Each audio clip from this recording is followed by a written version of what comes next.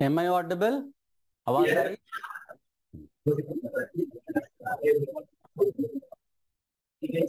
So basically we were discussing heat of reactions, और उसमें हमने हीट ऑफ फॉर्मेशन पढ़ा। अब दूसरा हीट ऑफ रिएक्शन लिखिएगा, हीट ऑफ कंबशन।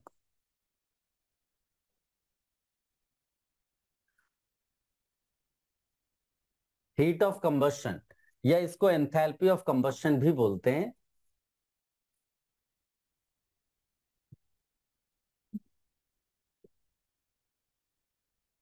देखिए, मैं दोबारा बोल दूं, heat of reaction at constant pressure जब दिया होगा तो उसको एंथैल्पी ऑफ रिएक्शन बोलेंगे। ठीक है, अब इसको रिप्रेजेंट करते हैं डेल्टा एच नॉट, तो स्टैंडर्ड वाला हो जाएगा, डेल्टा एच सी करके लिख सकते हैं। हीट ऑफ कंबशन लिखिएगा, it is the enthalpy change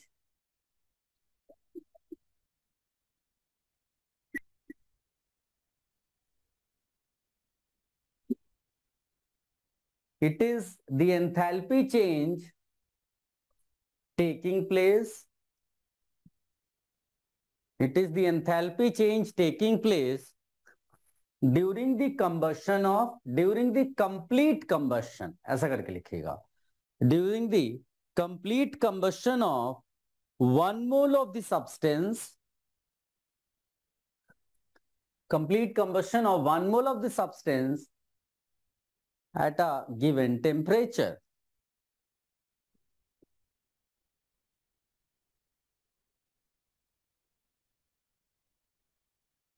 And at standard state, heat of combustion will be called standard heat of combustion.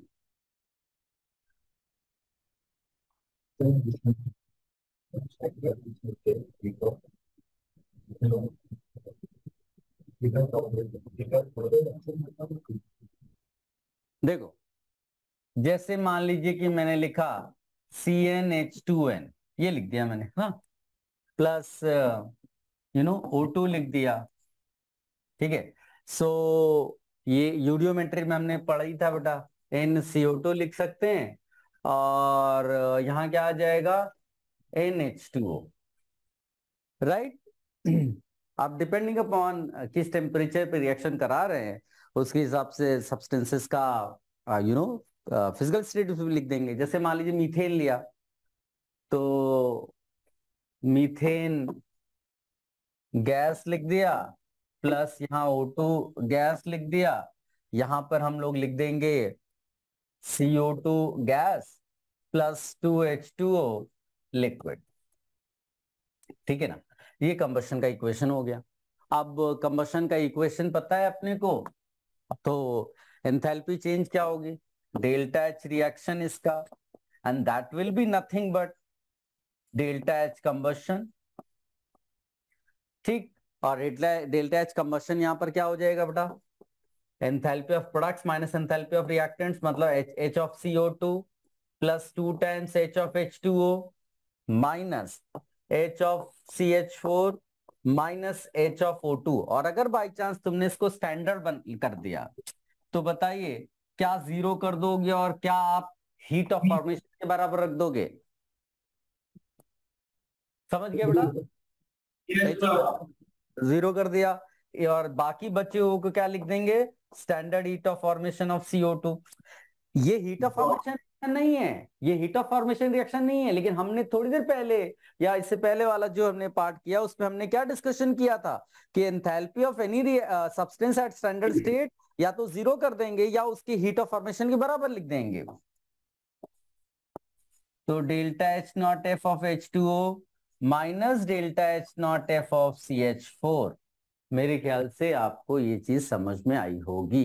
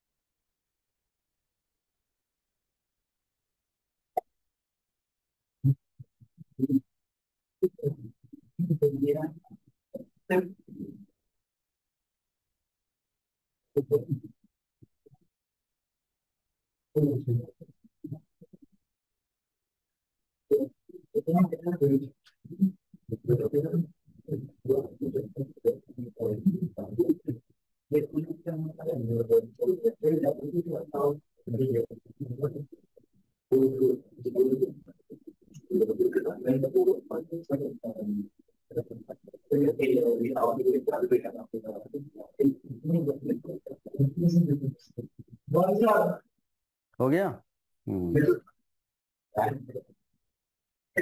अब इसमें एक पॉइंट ये लिख लो बेटा, ये कुछ क्वेश्चंस थेरेटिकल होंगे, उनको सॉल्व करने में हेल्प करेगा। हीट ऑफ कंबशन जो है ना, वो ऑलवेज निगेटिव है।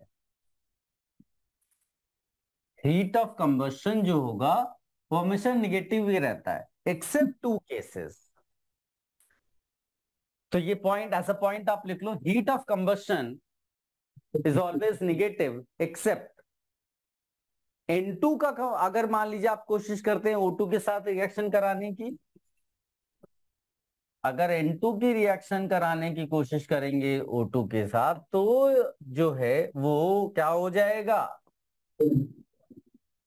ये हीट ऑफ कंबशन जो है। अच्छा, यहां पर एक देखो मिस्टेक्स क्या क्या हम कर सकते हैं, उस पर ध्यान देना। कि जैसे मान लीजिए कि मेरे को हीट ऑफ कंबशन किसी भी सब्सटेंस का चाहिए, तो वो सब्सटेंस 1 मोल होना चाहिए, याद रखना। तो बाकी चीजें हम उसके अकॉर्डिंगली बैलेंस करेंगे, ठीक है। yes. और इसी तरह अगर F2 की कोशिश की जाएगी तो भी पॉजिटिव है। It's not easy to add oxygen to fluorine,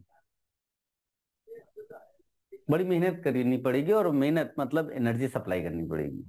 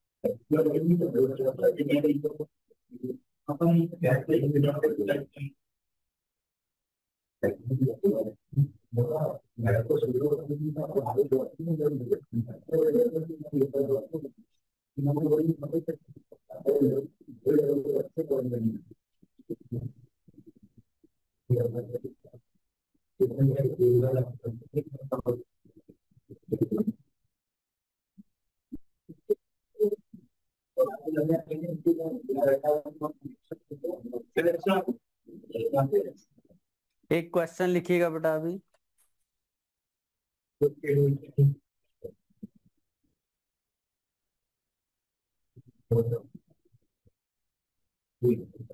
अब जितना भी पढ़ा है अपने हीट ऑफ रिएक्शन से रिलेटेड, लेट्स सी आप उसको अप्लाई कर पाते हो कि नहीं। लिखिएगा, the standard heat of formation values, the standard heat of formation values for methane CH4,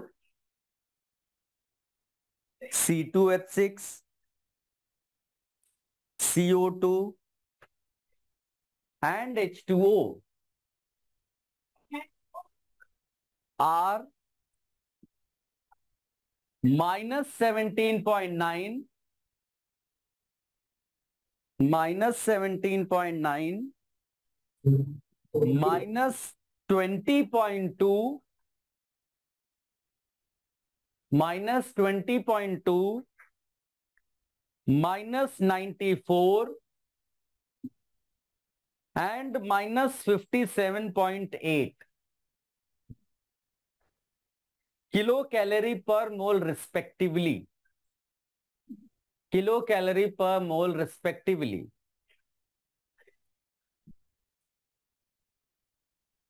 calculate, 2 parts हैं इसके, कैलकुलेट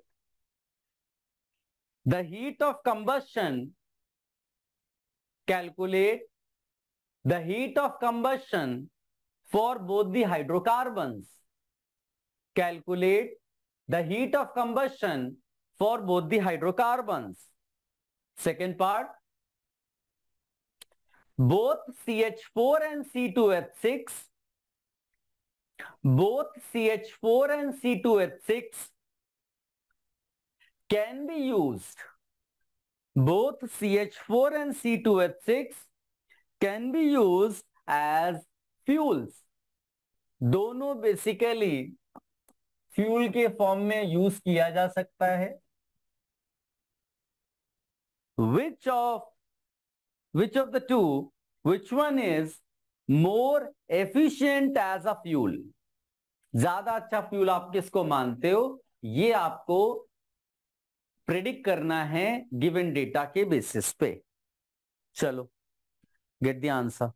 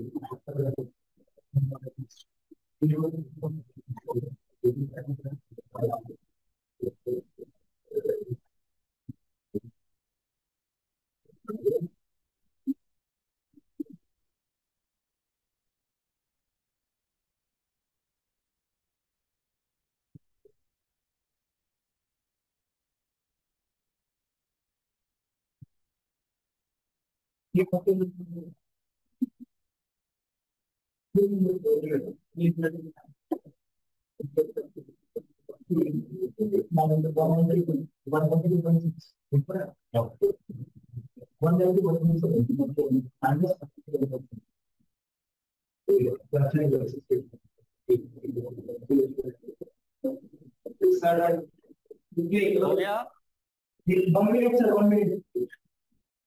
ओके,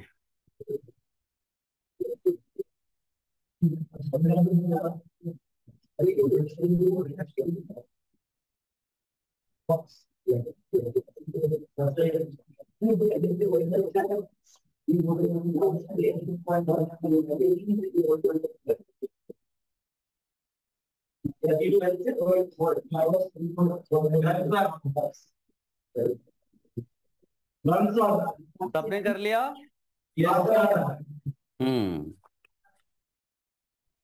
चल देखते हैं कि क्या आपने निकाला है।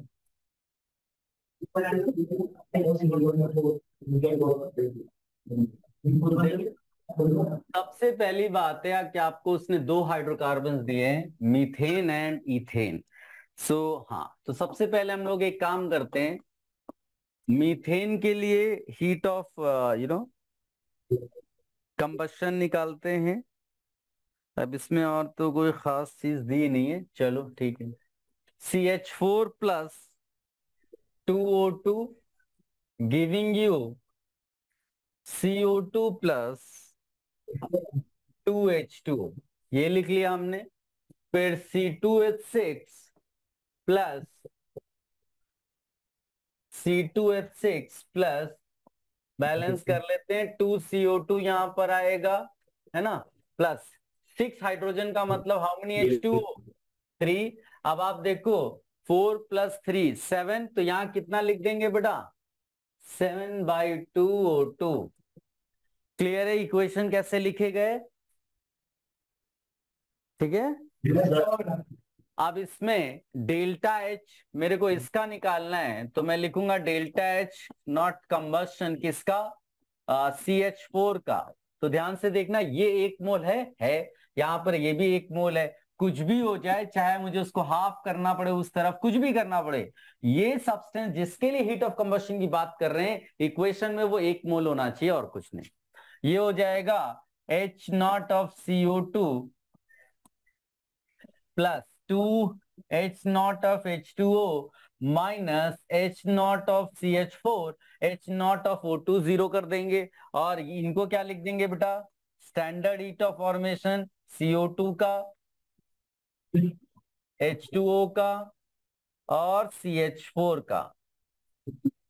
ठीक, यहां पर सब्स्टिट्यूट करेंगे तो वैल्यूज मैंने ऑलरेडी आपको दे दी हैं मेरे ख्याल से, और सबने सब्स्टिट्यूट किया होगा। तो मेरे पास जो लिखा है वो है -191.7 किलो कैलोरी पर मोल। देखो मैच करो, यही आया आपका? ठीक है, तो उसी तरह से यहाँ पर डेल्टा एच नॉट कंबस्शन लिखेंगे हम C2H6 का, तो ये हो जाएगा 2 times delta H not formation of CO2 और plus 3 times delta H not formation of H2O minus delta H not formation of C2H6। इनकी वैल्यूज आप सब्स्टिट्यूट करते हो तो वैल्यू आ जाती है -341.2 किलो कैलोरी पर मोल। चेक करो, ये भी सही आया आपका? हाँ, तो ये हीट ऑफ कंबशन की वैल्यूज आ गई। कौन सा ज्यादा अच्छा फ्यूल है बेटा? हाँ, तो यहां पर लिख देना कि heat of combustion value does not decide the efficiency of the fuel. जिनको ये आया हो, पहले तो ये नहीं आया हो तो कॉपी कर लो, आया हो तब भी सीक्वेंस में सब लिख लो, और फिर एंड में लिखना कि heat of combustion value does not decide the efficiency of the fuel. That means which one is better fuel, ये डिसाइड नहीं होता है हीट ऑफ कंबशन की वैल्यू देख करके। कैसे करते हैं वो मैं बताता हूं, पहले इतना कॉपी कर लो।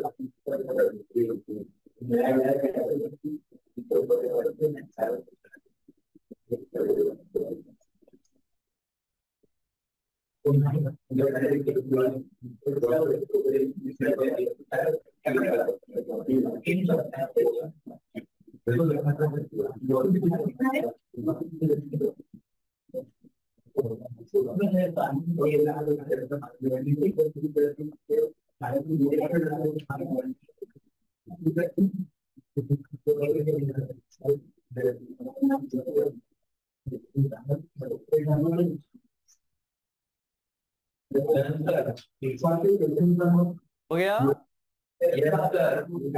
चलो अब यहाँ पर लिखिएगा, how do we decide the efficiency of the fuel.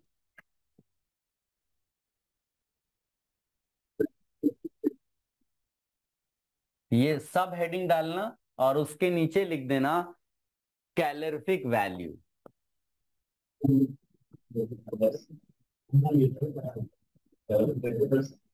या फिर इसको फ्यूल वैल्यू भी कहते हैं। ठीक है, क्या है ये लिखिएगा।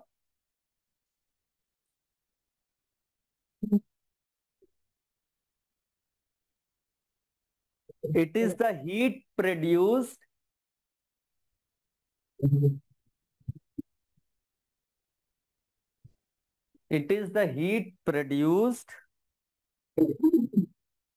by the combustion of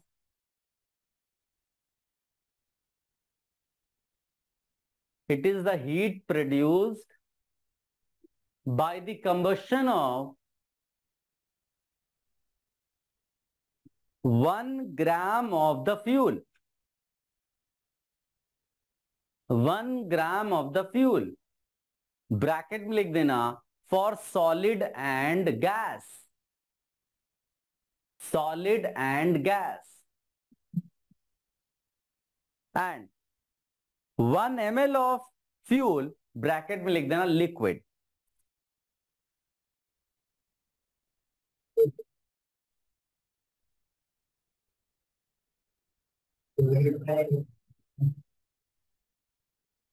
लिख लिया,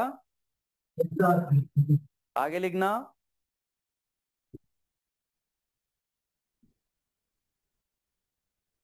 more the calorific value,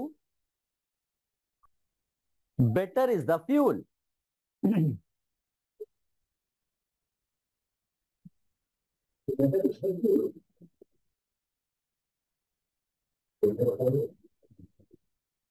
better is the fuel. याद रखना बेटा, एंथैल्पी जो होती है वो पर मोल हम बात करते हैं। जब हम लिखते हैं डेल्टा एच तो ये क्या होता है बेटा? हाँ, सब्सटेंस के लिए पर मोल की बात करते हैं हम लोग। और हमने कैलोरीफिक वैल्यू क्या बोली है? पर ग्राम।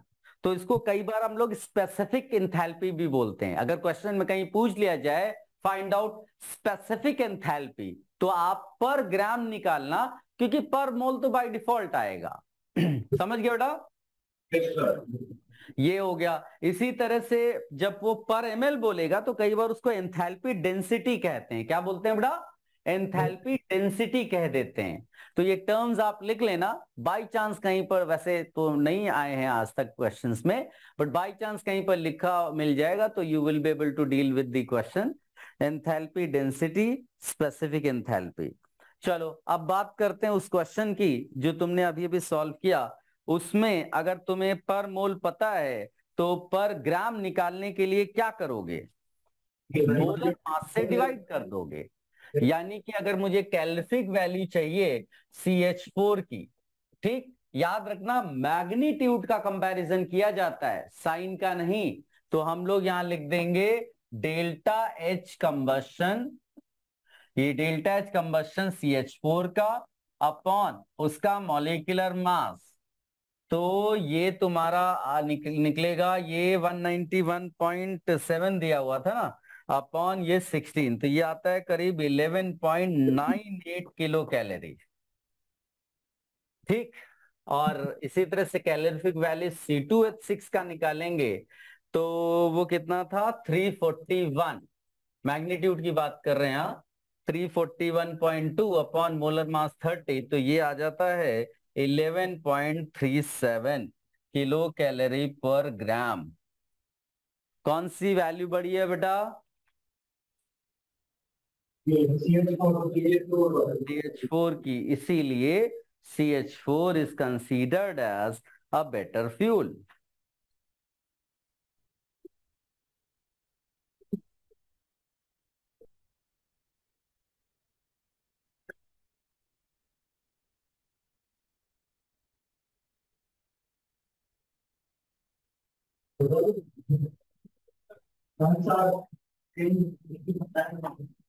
हम्म,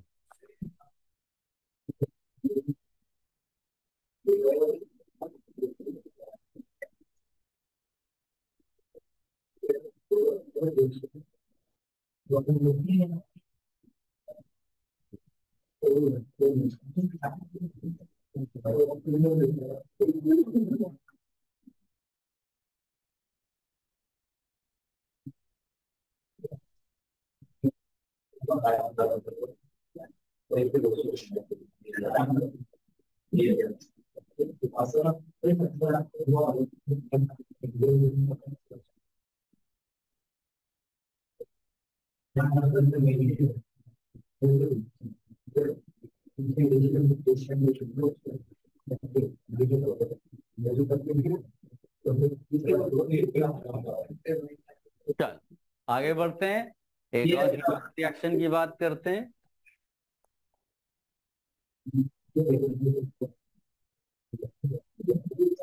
लिखिएगा, एक बड़ी इंपॉर्टेंट हीट ऑफ रिएक्शन है, हीट ऑफ न्यूट्रलाइजेशन।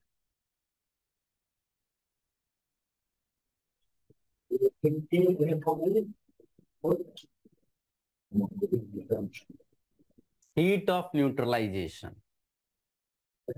या फिर इसको हम बोलेंगे enthalpy of neutralisation.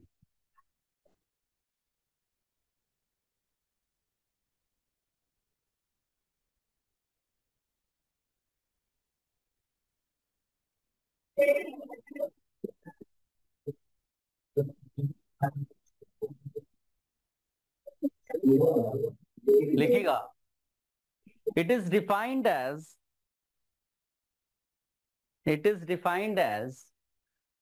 enthalpy change, it is defined as enthalpy change taking place, it is defined as the enthalpy change taking place during the neutralization of during the neutralization of 1 gram equivalent of the acid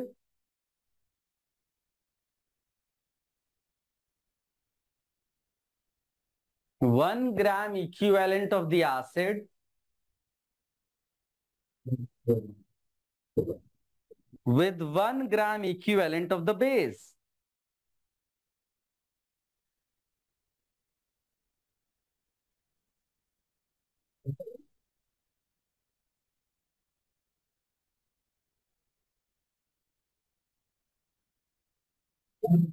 One gram equivalent of the acid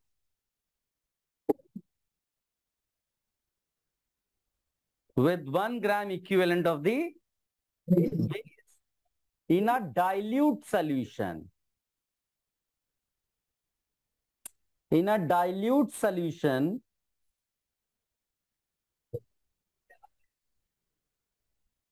at a given temperature.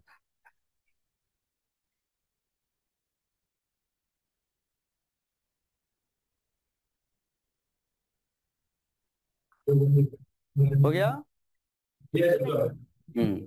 अब देखो मैं आपको reaction लिख के दिखाता हूं। सबसे पहली चीज है, बिकॉज इसमें आपने देखा होगा मैंने ग्राम इक्विवेलेंट टर्म लिखाया, और ग्राम इक्विवेलेंट इतना ज्यादा मैंने आइडिया आपको मोल कॉन्सेप्ट में नहीं दिया था। वो वॉल्यूमेट्रिक एनालिसिस जब अभी ये चैप्टर आएगा तो उसमें पढ़ेंगे, बट थोड़ा बहुत आपको मैंने नॉर्मेलिटी हल्का हल्का आइडिया दिया था। तुम्हें वैलेंसी का आइडिया दिया था मैंने, इन फैक्टर बताया था वहां पर, है ना। तो मोल कॉन्सेप्ट को आप जो है नोट्स उसको रिफर कर सकते हैं। सबसे पहले न्यूट्रलाइजेशन क्या है?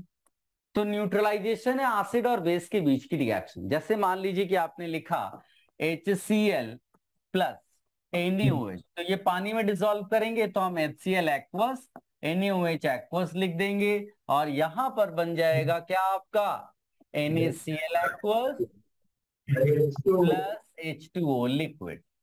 क्या बात समझ में आई बेटा? ये जो न्यूट्रलाइजेशन रिएक्शन है, इस न्यूट्रलाइजेशन रिएक्शन के लिए जो डेल्टा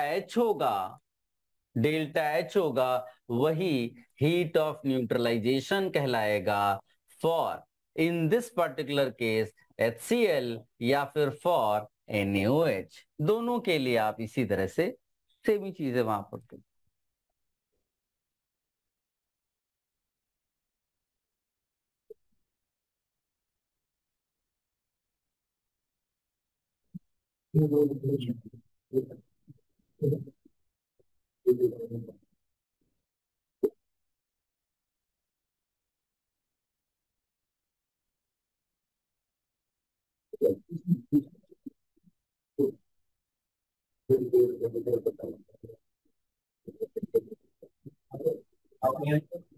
हो गया?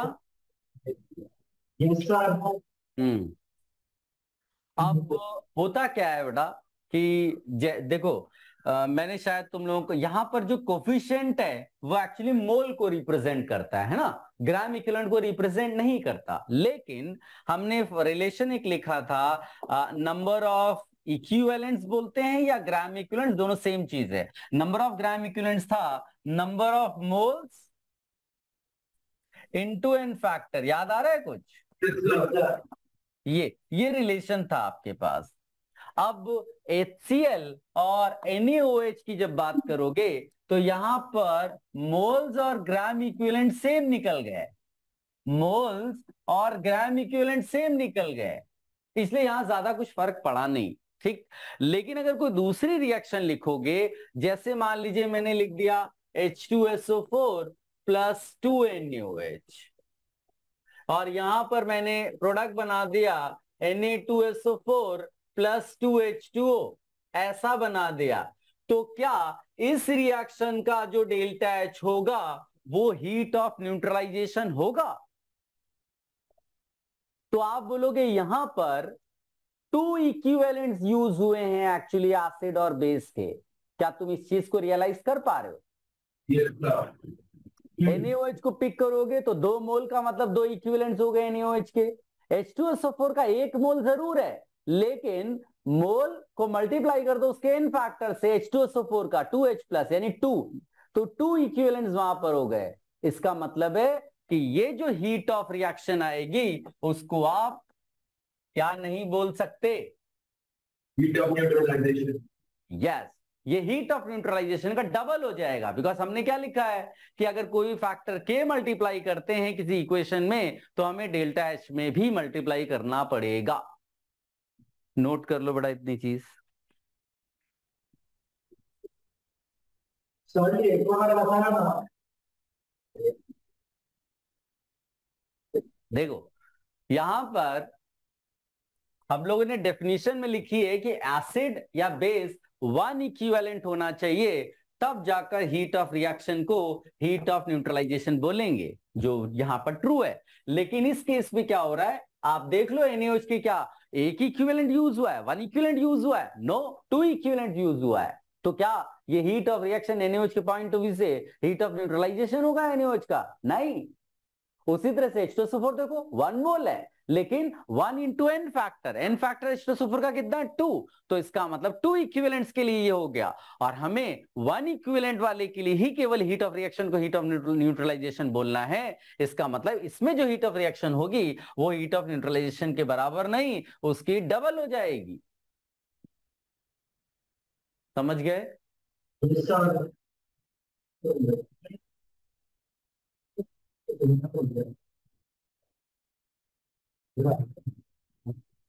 एसिड के लिए एन फैक्टर क्या होता है?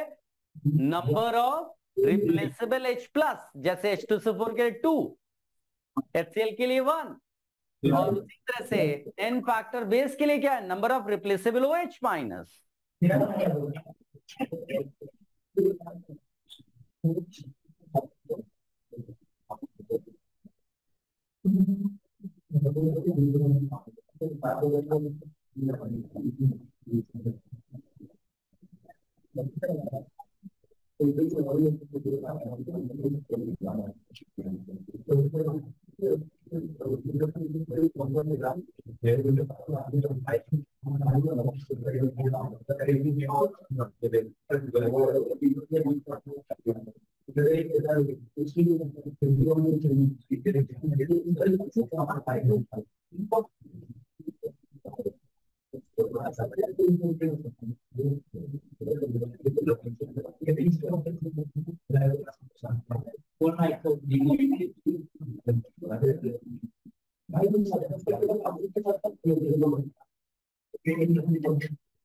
इरेज करते हैं बेटा, सबने लिख लिया?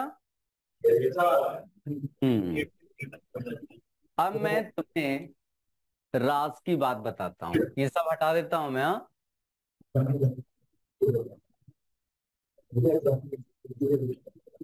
राज की बात सुनिए, ये सारी रिएक्शंस दिखावा है, असलियत देखो। ध्यान से देखिएगा बेटा, हमने अभी लिखा था HCl aqueous, NaOH aqueous, NaCl aqueous, H2O liquid, ये लिखा? ध्यान से सुनिए कि जो HCl होता है उसको हम लोग स्ट्रॉन्ग एसिड बुलाते हैं। क्या बुलाते हैं बेटा? स्ट्रॉन्ग एसिड का मतलब होता है जिसका डिसोसिएशन जो है वो कंप्लीट हो। डिसोसिएशन जिसका कंप्लीट हो, मतलब मान एजम्पशन रखते हैं 100% डिसोसिएट हो रहा है। इसी तरह से स्ट्रॉन्ग बेस, अभी जब आयनिक इक्विलिब्रियम पढ़ेंगे उसमें ये और अच्छे से बताऊंगा, वैसे थोड़ा बहुत आपको केमिकल बॉन्डिंग में भी बताया होगा मैंने। स्ट्रॉन्ग बेस होता है अगेन डेफिनेशन वाइज जिसका डिसोसिएशन क्या हो? कंप्लीट हो, पूरी तरह से डिसोसिएट करता हो। तो अगर HCl पूरी तरह से डिसोसिएट हो जाए सोल्यूशन में तो हम इसको लिख सकते हैं H plus aqueous, Cl minus aqueous. कोई प्रॉब्लम? नो। NaOH को हम लोग लिख सकते हैं Na plus aqueous plus OH minus aqueous. मेरे ख्याल से कोई डिफिकल्टी नहीं है इसमें। अच्छा, NaCl एक्वस को क्या लिख सकते हैं? Na plus aqueous plus Cl minus aqueous, salts. अच्छा, याद रखना सॉल्ट्स के लिए अक्सर बोलते हैं कि salts are considered as strong electrolytes. इन सबको इलेक्ट्रोलाइट्स बोलते हैं बेटा, जो भी आयंस में डिसोसिएट हो पाए उनको इलेक्ट्रोलाइट्स बोल रहे हैं हम लोग। और salts are considered as strong electrolytes. Generally हम सॉल्ट्स को क्या मानकर चलते हैं? Strong electrolyte. तो NaCl Na plus Cl minus में डिसोसिएट कर दिया। वाटर के बारे में ध्यान से सोचना बेटा, इसको नहीं डिसोसिएट कराते हैं। वाटर जो है वो डिसोसिएट नहीं करता इस तरह से, थोड़ा बहुत होता है, बहुत कम, वो नेग्लिजिबल अमाउंट है। आयनिक इक्विलिब्रियम में पढ़ेंगे हम लोग, नेग्लिजिबल अमाउंट होता है। that H2O exists as H2O only, so we do not write that as H plus and OH minus। ऐसी मिस्टेक मत कर देना, ठीक है? सो अब तुम ध्यान से देखो, तुम्हें असलियत रिएक्शन की पता चलेगी कि क्या धोखा हो रहा था तुम्हारे साथ। जिसको तुम अपना समझ रहे थे वो तुम्हारा था ही नहीं। तुम क्या लेकर आए थे और क्या लेकर जाओगे, ध्यान से देखो। लेफ्ट हैंड साइड में भी Na प्लस है, राइट हैंड साइड में भी Na प्लस है, कैंसिल कर दिया। लेफ्ट हैंड साइड में भी Cl माइनस है, राइट हैंड साइड में भी Cl माइनस है, कोई काम ही नहीं कर रहा, वो किसी के साथ एसोसिएटेड ही नहीं है। ये तो धोखा है। HCl एक्चुअली में HCl नहीं है, H प्लस Cl माइनस है। वो तो जबरदस्ती तुमने HCl ऐसे चिपका के रखा हुआ है ना। वो भी Cl माइनस Na प्लस के साथ इंटरैक्ट करना चालू कर देगा, इलेक्ट्रोस्टैटिक फोर्स है। वो तो तुमने जबरदस्ती यहां दिखा रखा है। एक्चुअली में ये स्पेक्टेटर आयंस हैं, इनका रिएक्शन में कोई रोल नहीं है, केवल देखने के लिए बैठे हुए हैं, पार्टिसिपेट नहीं कर रहे हैं। असली रिएक्शन देखो क्या हो रही है। असली रिएक्शन हो रही है H plus aqueous OH minus aqueous giving you H2O liquid. क्या तुम ये समझ पाए असली रिएक्शन? ये दिखावा है बेटा, ये असलियत है ना। लोग बाबा लोग प्रवचन देते ना, ये शरीर है, ये आत्मा है। कॉपी कर लो।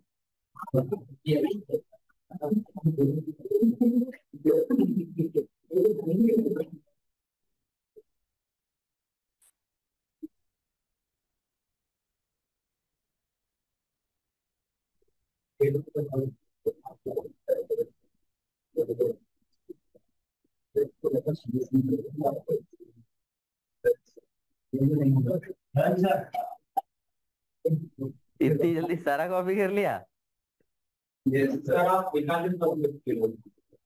बेटा अच्छे से कॉपी करना, नहीं तो फिर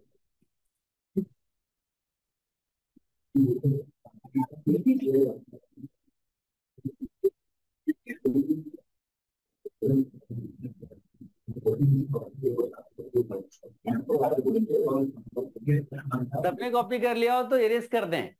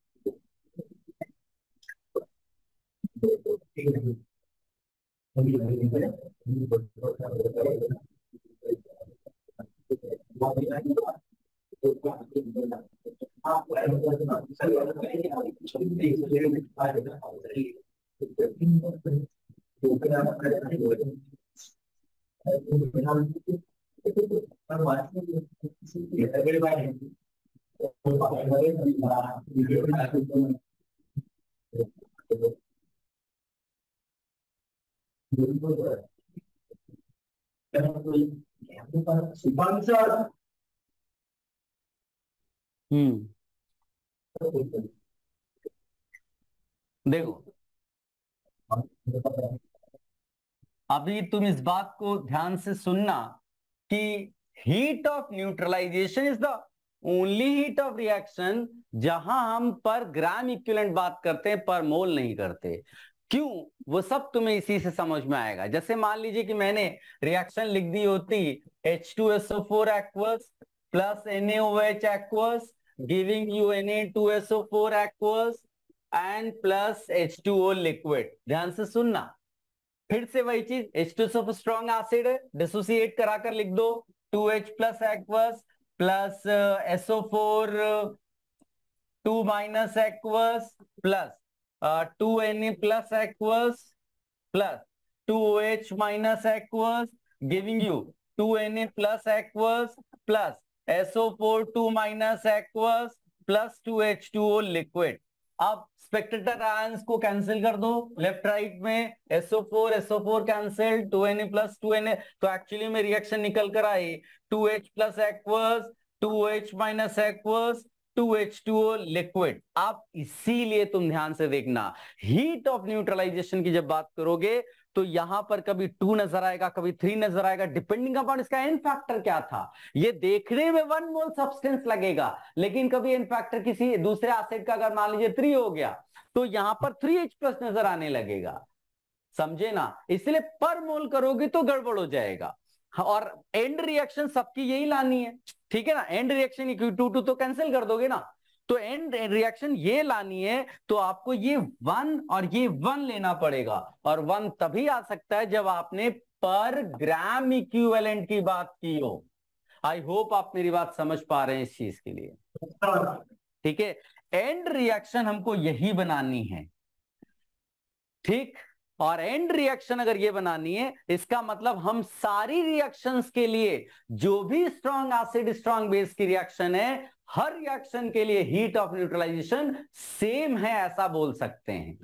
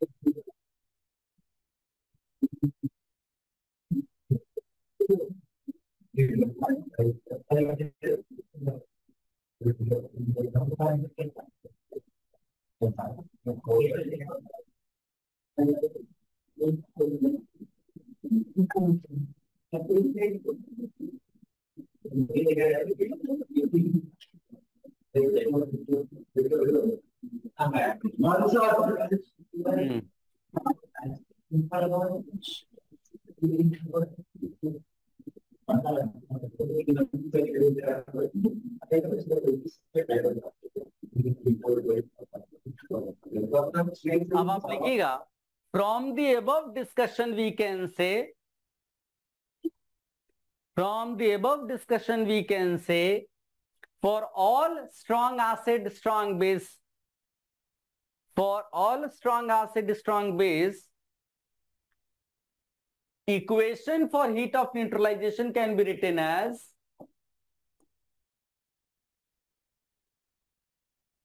this.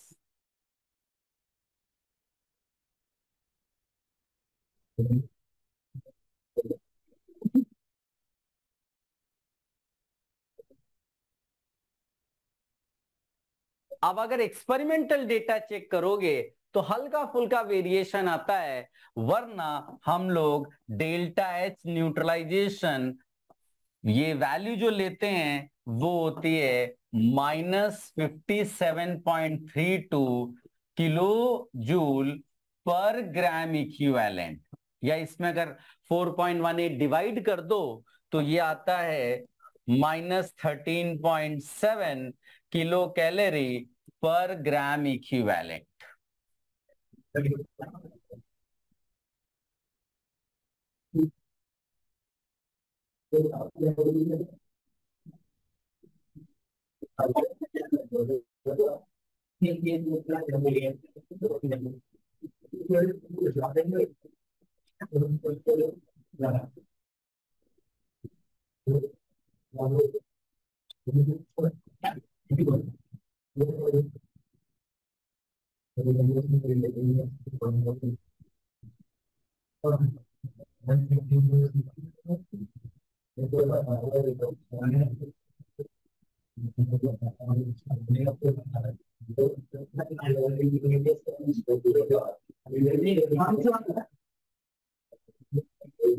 कॉपी ले लिया?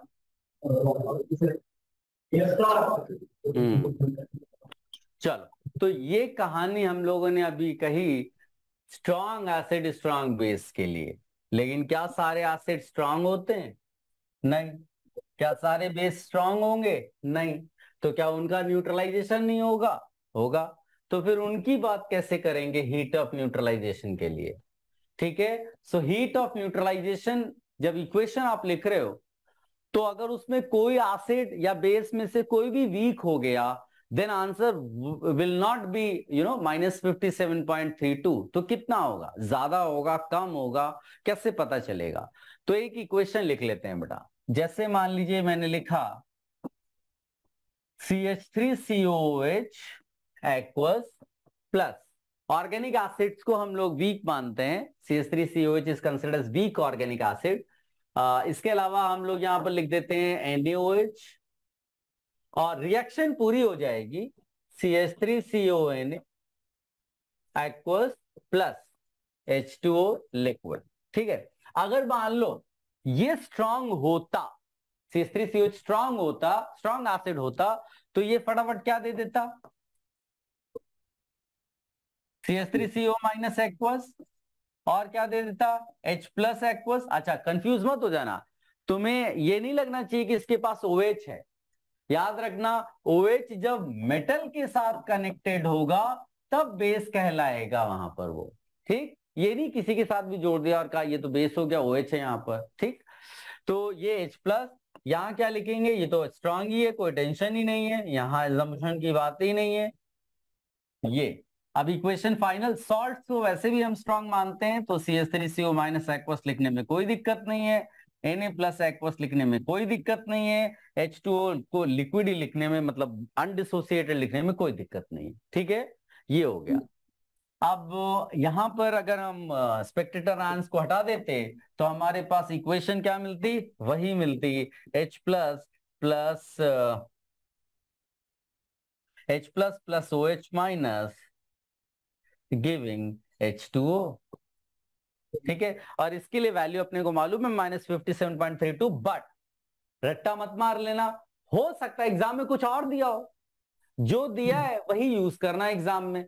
तो यहां पर मैं जनरल वे में ऐसे लिख देता हूं ΔH0n, ऐसा लिख देता हूं, मतलब वैल्यू नहीं लिख रहा हूं -57.32, मैंने केवल ये लिख दिया सो दैट जो एग्जाम में देगा उसके हिसाब से हम वहां पर कर लेंगे। ठीक है, अगर 57 देता है तो ठीक, 56 देता है तो ठीक, जो देगा उसको यूज करेंगे। अब प्रॉब्लम कहां आ रही है, प्रॉब्लम आ रही है कि यहां ये तो डिसोसिएट होता नहीं है ना 100%, ये तो हमने एज्यूम कर लिया है। तो इसको डिसोसिएट कराने के लिए हमें एनर्जी देनी पड़ेगी या एनर्जी उससे लेनी पड़ेगी, देनी पड़ेगी भाई। अब तुम मान लो कि जो है मम्मी रोज कह रही है बेटा पढ़ लो पढ़ लो, नहीं पढ़ रहे हो, तो पढ़ाने के लिए मम्मी क्या करेगी, सप्लाई करेगी एनर्जी, है ना, और फिर तुम्हारा काम चालू होगा। तो दिमाग है तुम्हारे पास, पढ़ते नहीं हो केवल। तो CH3COH इसमें डिसोसिएट हो सकता है, केवल क्या चाहिए उसको, एनर्जी चाहिए। मान लीजिए कि डिसोसिएशन एनर्जी इसकी D है, तो हम यहां पर ये सप्लाई कर रहे हैं +D लिख दिया, और यहां पर ये रिलीज हो रही है, तो यहां पर कुछ -X करके होगा। ठीक, अब अगर ये दो हैं तो तुमसे ओवरऑल पूछा जाएगा, और इस रिएक्शन के लिए पूछा जाएगा, इस रिएक्शन के लिए पूछा जाएगा, तो बेसिकली यही प्रोसीजर पूरा है। तो इसका मतलब है कि हीट ऑफ न्यूट्रलाइजेशन किसका, CH3COH का NaOH के साथ, ये वैल्यू कितनी आएगी, -X रिलीज हुई और D एब्सॉर्ब हुई। This is the answer. क्या तुम इस बात को समझ पा रहे हो, इसको नोट कर लो बेटा।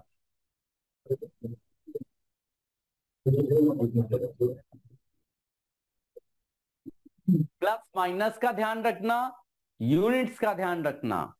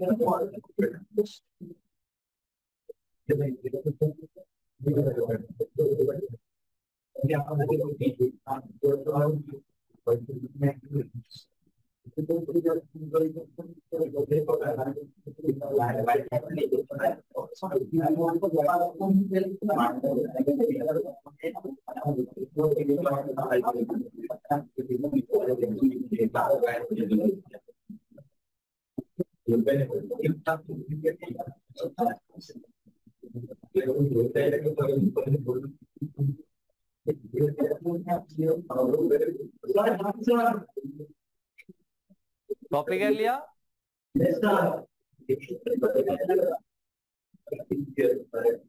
देखो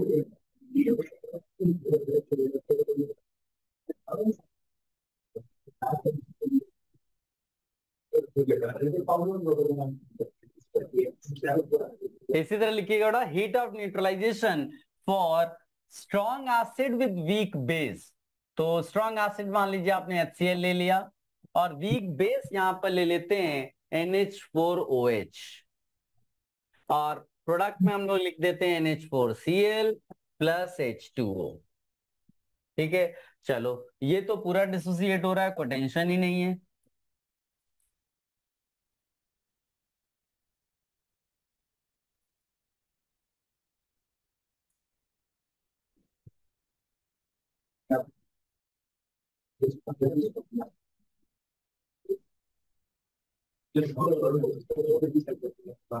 ये डिसोसिएट नहीं हो रहा है पूरा, राइट। तो हम लोगों को यहाँ क्या करना पड़ेगा बेटा, एनर्जी सप्लाई करनी पड़ेगी, और इसके बाद जब वो डिसोसिएट हो जाएगा तो स्पेक्टेटर आयंस को हम हटा देंगे। हमारे पास फाइनल इक्वेशन फिर से वही आ गई।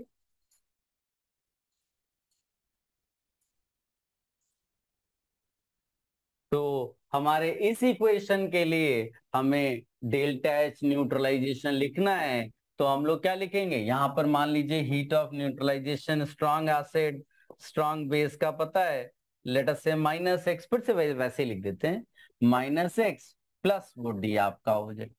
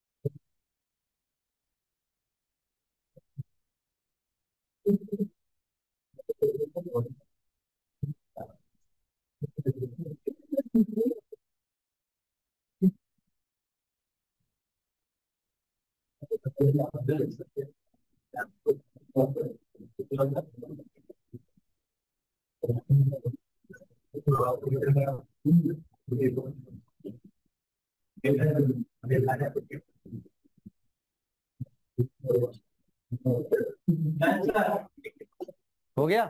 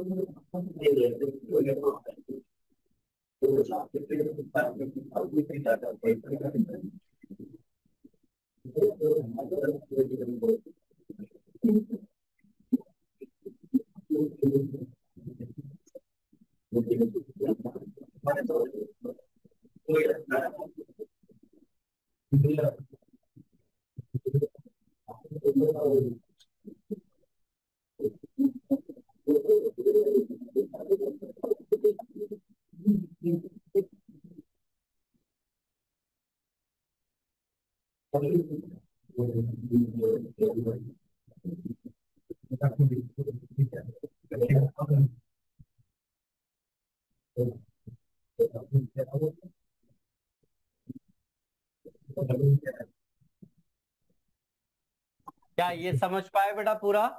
है ना, acid weak base D1 D2 supply कर दिया डिसोसिएशन एनर्जी, इसमें मान लीजिए -x यानी x रिलीज हुई, तो ये आपका हीट ऑफ न्यूट्रलाइजेशन हो जाएगा वीक एसिड वीक बेस का।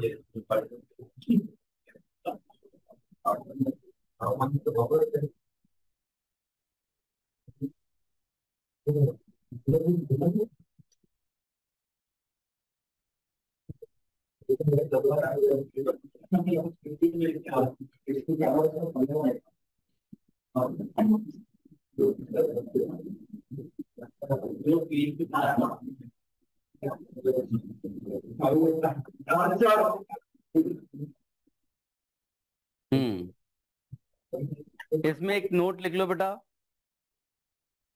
heat of neutralization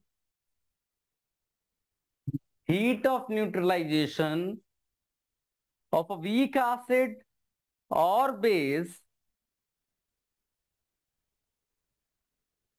is less than heat of neutralization of strong acid or strong base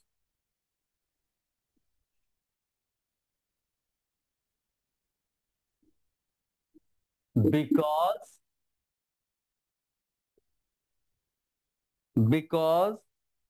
some portion of released heat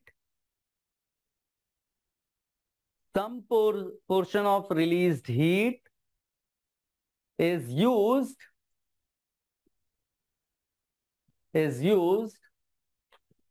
for the dissociation of weak acid or weak base. Dissociation of weak acid or weak base.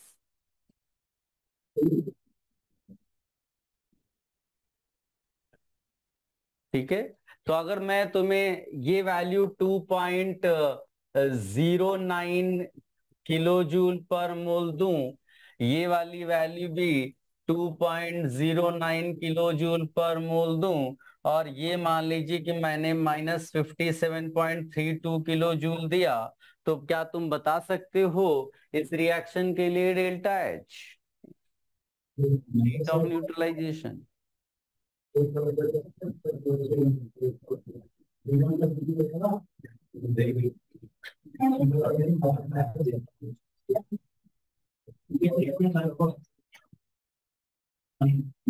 सबने कर लिया? Subtract तो करना है यार, है ना?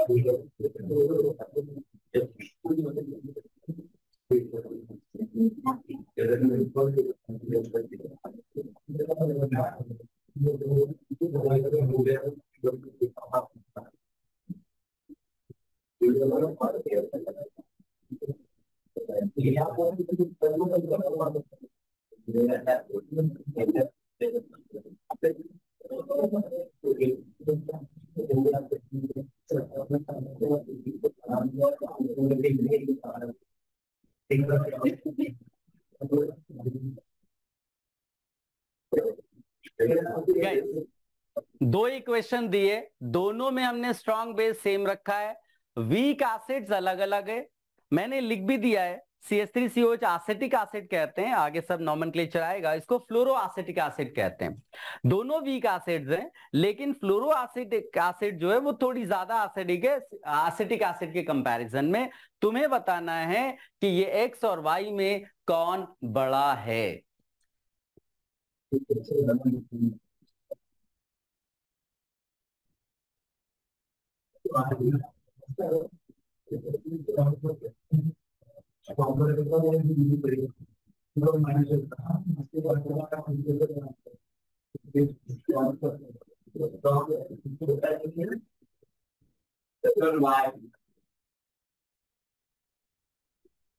सबने सोच लिया?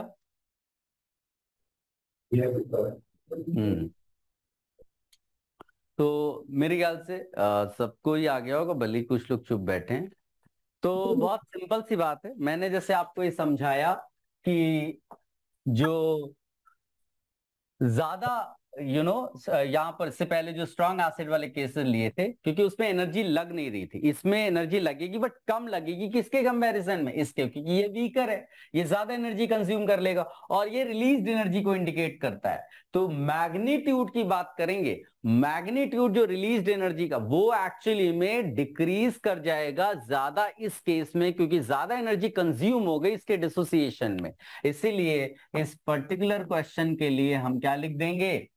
y greater than x, magnitude की बात कर रहे हैं हम लोग।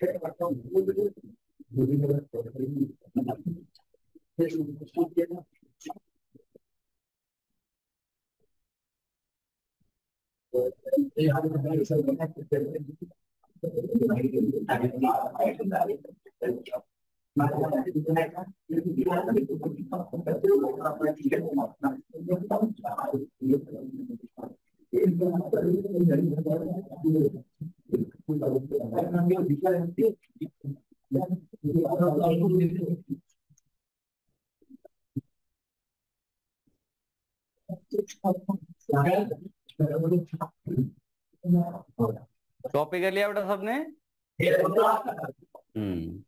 चलो, तो हमने इसका डिस्कशन भी फिनिश किया, हीट ऑफ न्यूट्रलाइजेशन का। रिलेटेड क्वेश्चंस करेंगे नेक्स्ट टाइम, और नेक्स्ट लेक्चर में इसको कंटिन्यू करेंगे, जो हीट ऑफ रिएक्शंस अभी कई सारी और हैं।